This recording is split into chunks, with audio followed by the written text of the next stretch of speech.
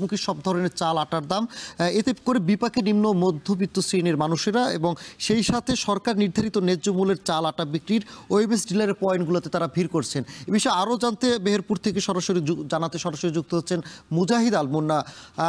মুন্না, একটু জানাবেন যে ডিলারের পয়েন্টে সরবরাহ কেমন, সেখানে বিক্রেতাদের বা ক্রেতা বিক্রেতাদের ভিড় কেমন দেখছেন বলবেন?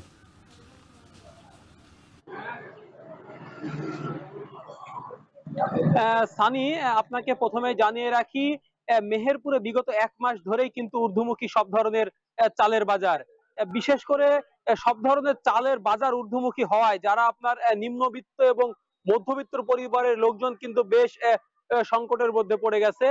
যার ফলে আপনার সরকার নির্ধারিত যে সমস্ত ন্যায্য মূল্যের দোকানগুলি বা ডিলার পয়েন্ট, বিশেষ করে ওএমএস ডিলার পয়েন্টগুলোতে চাল এবং আটা কিনতে মানুষের ভিড় কিন্তু প্রতিনিয়ত বাড়ছে। আমি মেহেরপুরে কয়েকজন ডিলারের সাথে কথা বলেছি, তারা আমাকে জানিয়েছেন প্রতিটা ডিলার পয়েন্টে প্রতিদিন চালের সরবরাহ থাকে 555 কেজি এবং আটার সরবরাহ থাকে 555 কেজি করে। প্রতি কেজি চাল এখানে 30 টাকা করে পাওয়া যায় এবং প্রতি কেজি আটা পাওয়া যায় 24 টাকা করে। অর্থাৎ বাজারের চাইতে প্রায় অর্ধেক মূল্যে কিন্তু ওএমএস পয়েন্ট গুলিতে চাল এবং আটা কিনতে পারছে দর্শক, যারা সাধারণ ক্রেতা তারা। এবং একজন ক্রেতা সর্বোচ্চ 5 কেজি চাল এবং 5 কেজি আটা কিন্তু কিনতে পারে, যেখানে আপনার 270 টাকার বিনিময়ে একজন গ্রাহক আপনার 5 কেজি চাল এবং 5 কেজি আটা পাচ্ছে, যেটি বাজারের চাইতে প্রায় অর্ধেক দামেই কিন্তু তারা পাচ্ছে।